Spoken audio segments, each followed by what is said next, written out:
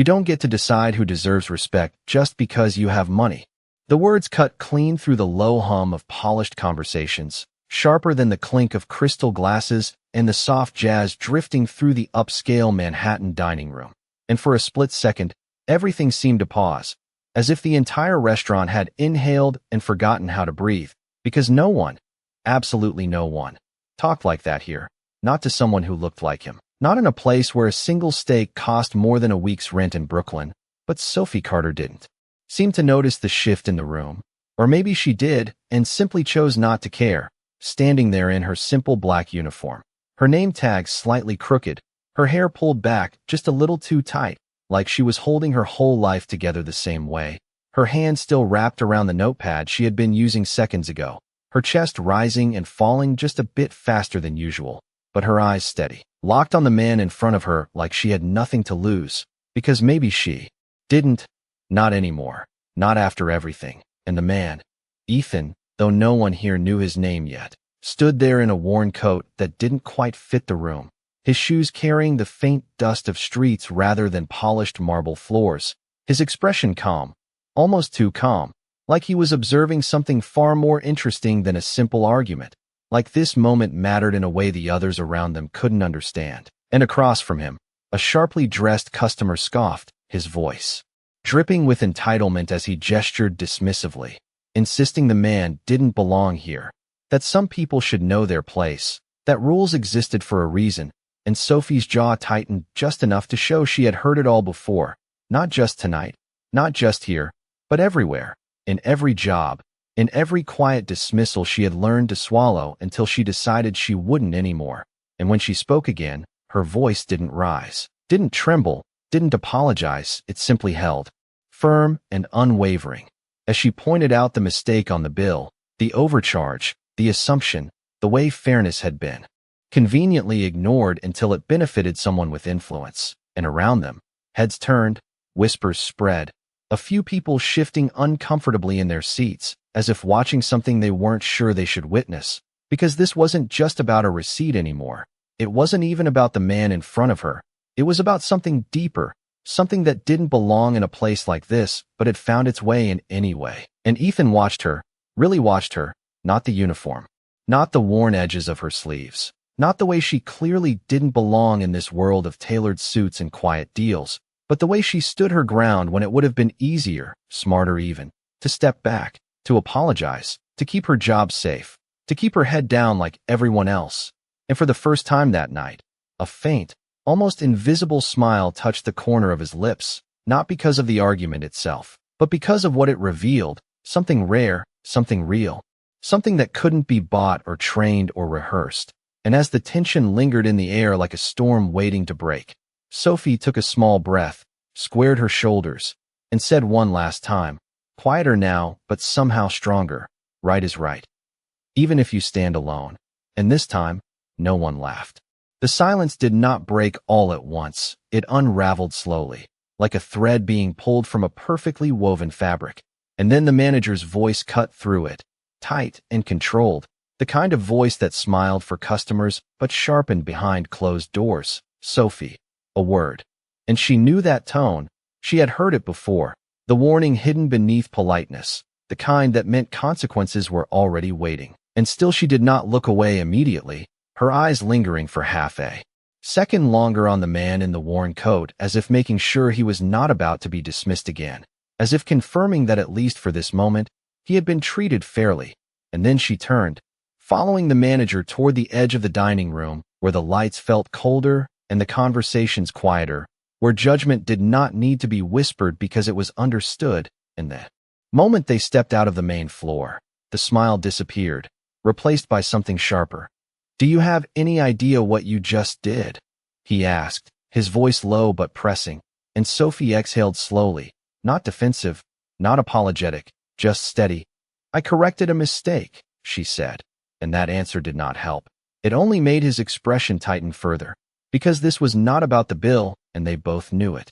"You embarrassed a paying customer," he replied, each word measured. "In a place like this, perception matters." And there it was, the real rule, not fairness, not truth, but perception. and Sophie felt that familiar weight press against her chest. The quiet calculation she had learned to make in moments like this.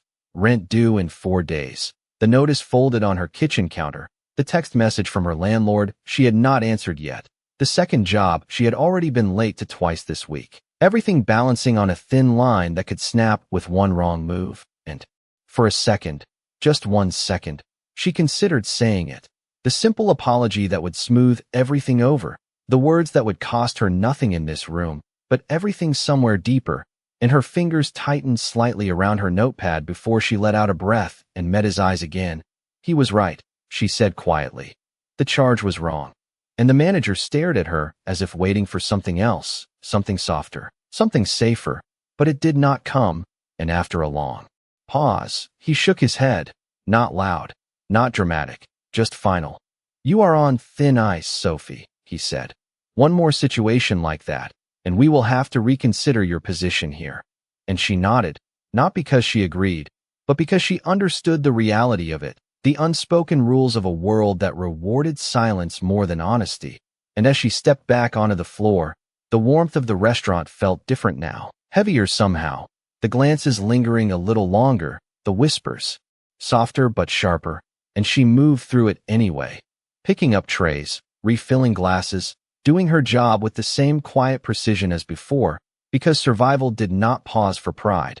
And across the room, at a table near the back, the man in the worn coat had not left. He sat there still, untouched glass of water in front of him, his gaze following her not in a way that felt intrusive, but thoughtful, measured, like he was seeing something most people overlooked. And when their eyes met again, just for a brief second, he gave the smallest nod, almost imperceptible, but enough to say that he had heard her, that what she did had mattered.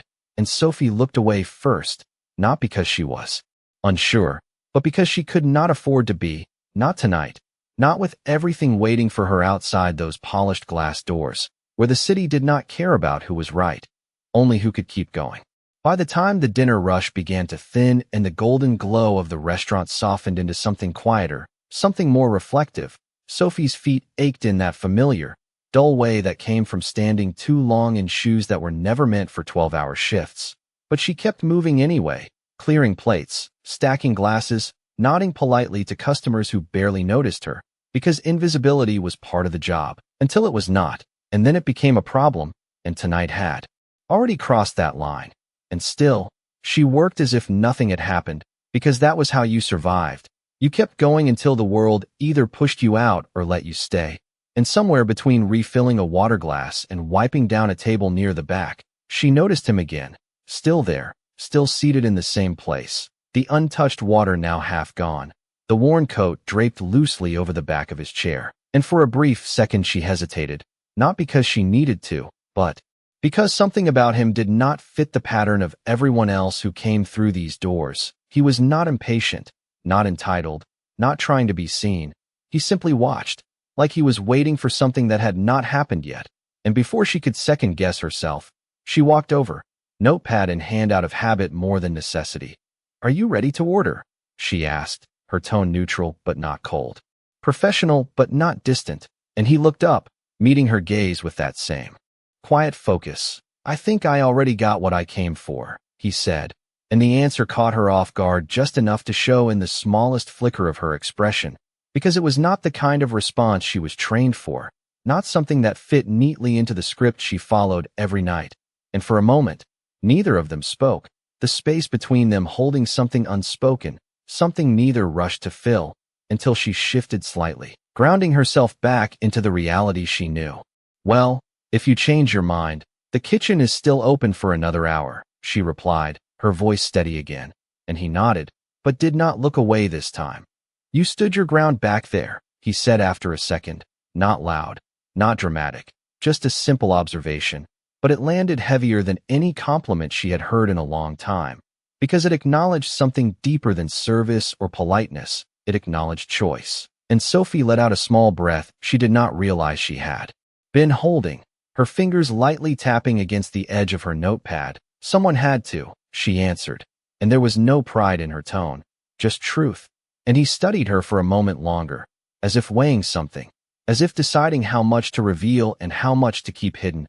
And then he reached into his coat pocket, pulling out a worn leather wallet, the kind that looked ordinary enough until you noticed the details, the stitching, the weight of it, the subtle difference that hinted at something more. But Sophie did not look closely. She had learned not to, because assumptions had a way of leading people in the wrong direction. And he placed a few bills on the table, more than enough for a meal he had not ordered, more than what most would leave even after a full dinner. And she glanced at it briefly before shaking her head, sliding the money back toward him with a small, firm motion. "You do not have to do that," she said. "You did not order anything." And for the first time, something shifted in his expression, something almost like surprise, not because of the refusal itself, but because of how easily it came, how natural it was for her to reject something that would have made her night easier, her week easier, maybe even her situation outside these walls a little less heavy. And he did not argue, did not insist. He simply looked at her, really looked at her, and asked quietly, "Why?" And Sophie met his gaze without hesitation, her answer coming just as simply, just as firmly as before. "Because right is right," she said, echoing her own words from earlier, not realizing that they had already begun to settle somewhere deeper than she intended, somewhere that would not let them be forgotten. And for a brief second, the noise of the restaurant faded again, the world narrowing to that single exchange, that single moment where something small, almost invisible, had just changed everything, even if neither of them fully understood it yet. The night finally began to wind down, not with a sudden stop, but with a gradual fading, the kind where conversations softened into murmurs and the once crowded room slowly emptied into the cool Manhattan air, leaving behind the faint scent of polished wood and expensive perfume. And Sophie moved through the final stretch of her shift with the same quiet focus she had carried all evening, stacking the last of the plates, wiping down tables that had already begun to lose their earlier shine, her body running on routine even as her mind drifted somewhere else, replaying moments she did not usually allow herself to dwell on, especially not during work. But tonight was different. Tonight something had shifted, even if she could not quite name it. And when she reached the table near the back again, the chair was empty, the worn coat gone, the glass cleared, as if he had never been there at all, except for one thing, something small and easily overlooked, resting neatly beside the folded napkin, her name tag, the same slightly scratched plastic piece she had been wearing all night. The pin bent just enough that it had slipped off somewhere between her last two tables without her noticing, and she paused, her hand hovering above it before she picked it up, turning it over slowly, her name printed in simple black letters, Sophie. Nothing more, nothing special, and yet the fact that he had noticed it, that he had taken the time to return it instead of leaving it lost on the floor like everything else that went unnoticed in a place like this, made something tighten quietly in her chest, not discomfort, not even surprise, just awareness. And tucked beneath it was a folded receipt, not a bill, just a blank slip from the register. And for a second she hesitated before opening it, her fingers smoothing the crease as she unfolded it carefully. And there, written in clean, deliberate handwriting, were just a few words, nothing dramatic, nothing extravagant. "You should not have to stand alone." And Sophie stared at it longer than she expected to, her eyes tracing each letter as if trying to understand why something so simple felt heavier than it should, because it was not a tip, not a transaction, not something she could categorize and move past. It was something else, something that did not belong to the routine she had built her life around. And she let out a slow breath, folding the receipt again, smaller this time, before slipping it into the pocket of her apron without thinking too much about it, because thinking too much had never helped her before. And across the room, her manager's voice called out instructions for closing, pulling her back into the rhythm she knew, the one that kept everything in place. And she finished the last of her tasks, clocked out with a quiet swipe of her card, and stepped outside into the cool night air, the city stretching endlessly around her, loud and indifferent and alive in a way that never paused for anyone. And she adjusted her jacket slightly, the thin fabric barely enough against the chill, before starting the familiar walk toward the subway, her mind already shifting toward everything waiting for her tomorrow, the rent, the second job, the endless list of things that did not solve themselves. And yet, as she reached the corner and paused for the light to change, Her fingers brushed lightly against the folded receipt in her pocket, and for just a second, she felt that same quiet awareness again, that something had changed, not in the world around her, not yet, but somewhere smaller, somewhere internal, like a single step taken in a direction she had not planned, and she did not know it, could not possibly know it, but somewhere not too far away, in a car that did not match the worn coat he had left behind, Ethan Blake sat in silence, his gaze fixed on the city passing by outside his window, the faintest trace of a smile returning, not because of what had already happened, but because of what he now intended to do next. The next morning did not feel like a fresh start. It rarely did for Sophie, because mornings were not about new beginnings, but about continuing what had never really stopped. The same alarm at 6:30, the same cramped apartment where the radiator clicked louder than it warmed, the same stack of unopened envelopes sitting on the small kitchen table like quiet reminders she could not afford to ignore forever. And she moved through it all with practiced efficiency, tying her hair back, pulling on the same worn jacket, grabbing a quick cup of coffee that tasted more like necessity than comfort. And for a moment, just a brief moment, her hand paused near her apron hanging by the door, her fingers brushing against the folded receipt still tucked safely inside, and she hesitated, not long enough to change anything, just long enough to feel it again, that strange sense that something small had shifted, before she shook it off and stepped out into the cool morning air, the city already awake, already demanding, already moving faster than she could keep up with if she stopped even for a second. And by the time she reached her second job, a small corner cafe that smelled of fresh bread and overworked espresso machines, she had pushed the thought aside, replaced it with orders, customers, the steady rhythm of survival that left little room for reflection, and hours passed the way they always did, one order blending into the next, until the bell above the door chimed again, soft, but distinct, and without looking up, Sophie called out the usual greeting, her hands already moving to prepare the next drink. "Good morning. What can I get for you?" And then she looked up, and there he was, not in the worn coat this time, not blending into the background the way he had the night before, but still somehow the same, standing there with that calm, observant expression, like he had been expecting this moment in a way she had not. And for a second, just a second, her composure slipped, not visibly enough for anyone else to notice, but enough for her to feel it, that flicker of recognition, of curiosity she had not planned for, and she straightened slightly, grounding herself again in the role she understood. "You found your way to a cheaper menu," she said, a hint of dry humor slipping into her voice before she could stop it, and he almost smiled, not fully, just enough to acknowledge it. "I was hoping the service would be just as honest," he replied, and something about the way he said it, light but intentional, made her pause for a fraction longer than necessary, because it did not feel like a coincidence anymore. It felt like a choice, and she studied him for a moment, not suspicious, not defensive, just aware. "We do our best," she answered simply, turning to start his order without waiting for him to elaborate, because that was easier, safer, and yet she could feel it, his presence lingering in a way that was not demanding but deliberate, like he was not here for coffee at all, like there was something else unfolding just beneath the surface that she could not quite see yet. And as she placed the cup in front of him, the steam rising between them, he reached into his pocket again, slower this time, more intentional, and instead of money, he placed something else on the counter, a small, neatly folded card, and slid it toward her with the same quiet precision. And Sophie glanced at it briefly before looking back at him, her expression questioning without words, and he met her gaze steadily, his voice calm, but carrying a weight she could not ignore. "You said right is right," he said. "I wanted to see if you meant it outside of last night."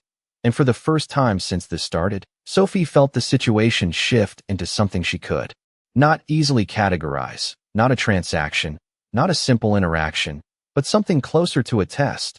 And her fingers hovered just above the card, not touching it yet, because instinct told her that whatever was written inside would matter, more than a receipt, more than a tip, more than anything she had been offered in a long time.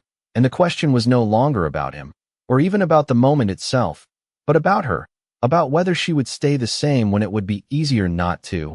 And slowly, carefully, she reached for the card. Sophie's fingers closed around the edge of the card, the paper thicker than anything she usually handled, smooth in a way that felt deliberate, like it was meant to be noticed, and for a second she did not open it, not because she was afraid, but because something in her told her that once she did, things would not go back to being simple, and she had built her life around simple, around predictable, around knowing exactly what each day would demand from her and what she could give in return.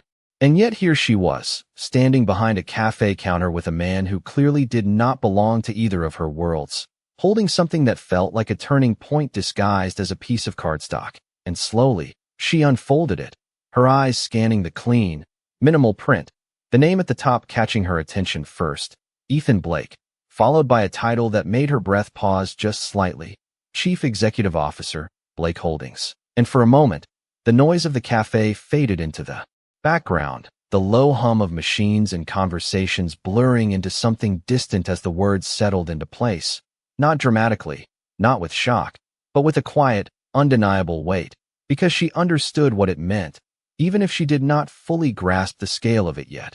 And when she looked up, he was watching her, not with arrogance, not with expectation, but with a calm patience that somehow made it harder, not easier, to react.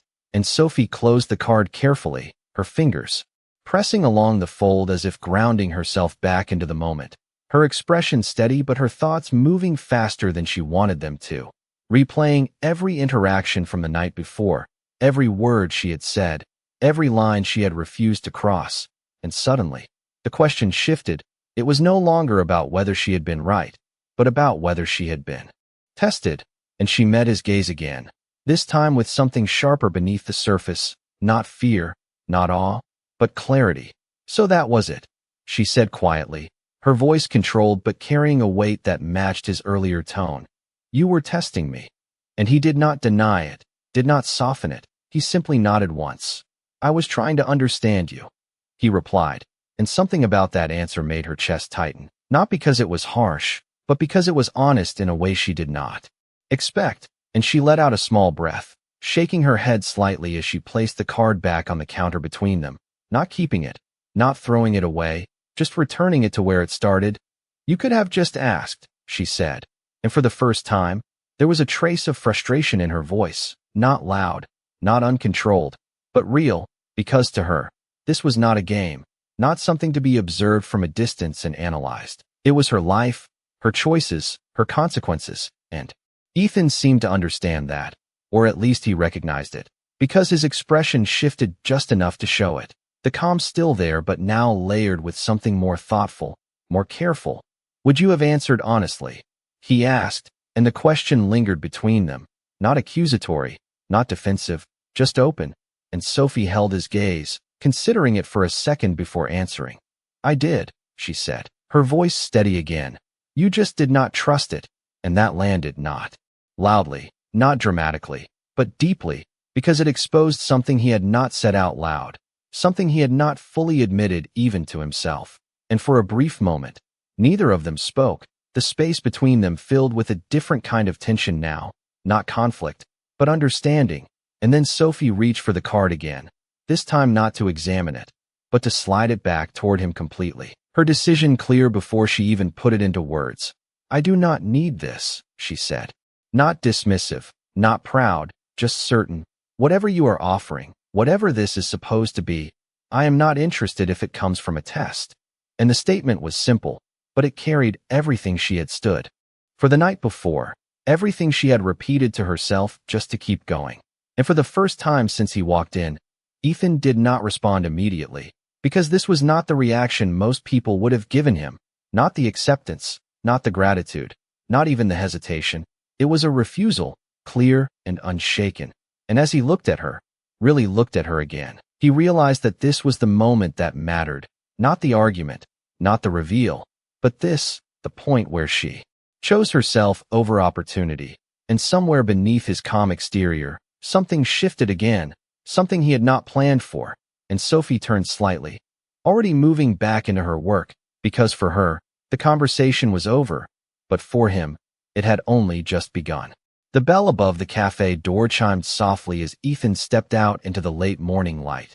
But this time, he did not pause, did not look back, not because the conversation had ended, but because he knew staying would not change what had just happened. And inside, Sophie continued moving through her shift as if nothing had shifted, her hands steady as she wiped down the counter, took the next order, smiled politely when required. But beneath that routine, something lingered, not doubt, not regret, but a quiet tension that had not been there before, because turning down opportunity was one thing, but turning down something she did not fully understand, something that might have changed everything, that was different, and she pushed it aside the same way she pushed everything else aside, focusing on what she could control, what she could finish before the next hour, the next bill, the next responsibility. And yet, every now and then, her mind drifted back to the look in his eyes. Not offended, not surprised, but thoughtful, like he had expected resistance but not rejection, and the distinction mattered more than she wanted to admit. And hours later, when her shift finally ended and she stepped back out into the city, the air slightly warmer now, the streets louder, more alive, she let out a breath she had been holding longer than she realized, her shoulders relaxing just enough to feel the weight she carried again, and she started her walk toward the subway, the familiar route guiding her steps without thought, until she reached the corner where a large digital screen flickered above the street, cycling through ads and news headlines, the kind most people ignored. But something made her glance up this time, just for a second, and that was all it took, because there he was, not in a worn coat, not sitting quietly in the corner of a restaurant, but standing confidently in a tailored suit, his name displayed in bold letters beneath him, Ethan Blake, the headline reading something about a major corporate decision, a shift in company policy, something about employee fairness and internal reform, and Sophie stopped walking without realizing it, her eyes narrowing slightly as she took in the image, the contrast so sharp it almost felt unreal, and suddenly, everything clicked into place, not gradually, but all at once. The calm demeanor, the way he observed instead of reacted, the deliberate questions, the test, all of it. And she let out a small, almost disbelieving breath, not because she had not believed the card, but because seeing it like this, in her world, in a place where she could not ignore it, made it real in a way that a piece of paper never could. And for a moment, just a moment, she wondered if she had made a mistake, if saying no had been the wrong choice, if pride had cost her something she could not get back. But the thought did not stay long, because, just as quickly, something steadier replaced it, the same thing that had guided her the night before, the same thing that had made her stand her ground in a room full of people who expected her not to. And she shook her head slightly, almost to herself, as if clearing the doubt before it could settle, because no matter who he was, no matter what he could offer, the way it started still mattered. And as she turned away from the screen and continued walking, she did not notice the black car, parked just across the street, the tinted window lowering just slightly, just enough for Ethan to watch her as she walked away, not rushing, not hesitating, just moving forward the way she always did. And this time, there was no plan in his mind, no structured test, no controlled environment, just a realization, quiet but undeniable, that if he wanted to understand her, if he wanted to be part of her world in any real way, he would have to step into it without the advantage he had always relied on. And for the first time in a long time, that uncertainty did not feel like a risk. It felt like the only honest choice left. The next few days did not bring anything dramatic, no sudden encounters, no unexpected messages, just the steady rhythm of Sophie's life continuing exactly as it always had.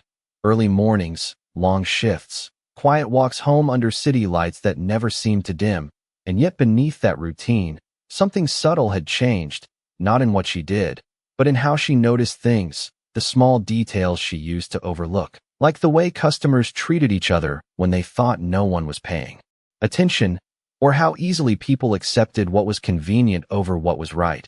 And she found herself thinking about that more than she expected, not about him specifically, but about the choice she had made, the line she had drawn, and whether she would draw it again if given the chance. And each time the answer came the same, steady and certain, even if it cost her. And across the city, in a world that operated on a completely different scale, Ethan sat at the head of a long conference table, the room lined with glass and steel, the skyline stretching behind him like a reminder of everything he had built.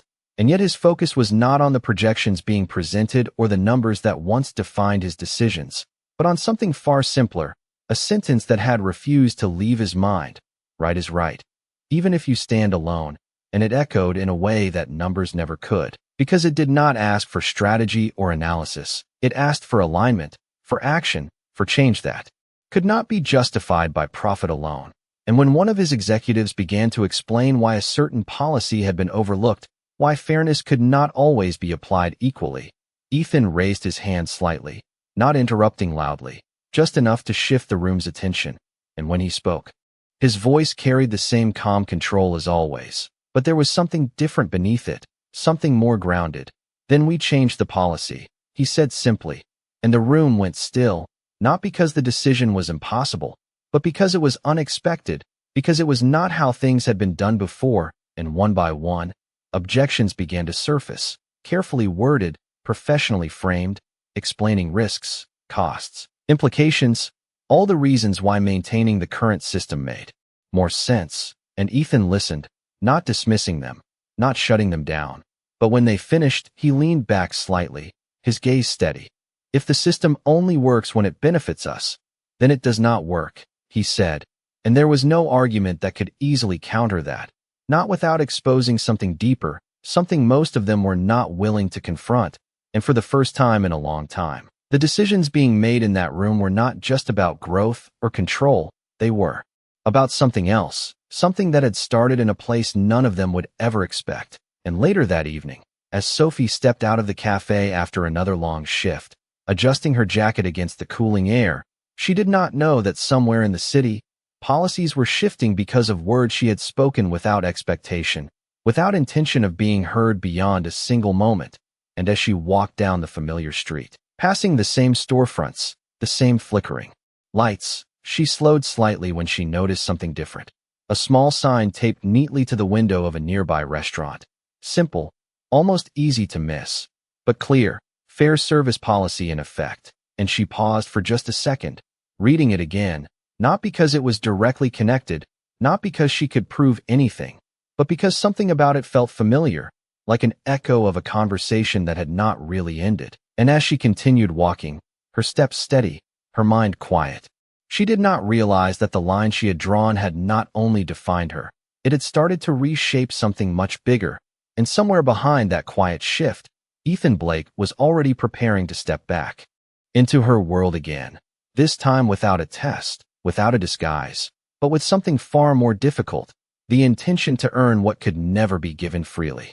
The evening air carried a quiet kind of stillness as Sophie stepped out of the cafe once more, the city lights reflecting off the pavement like 1,000 small reminders that life kept moving, whether you were ready or not.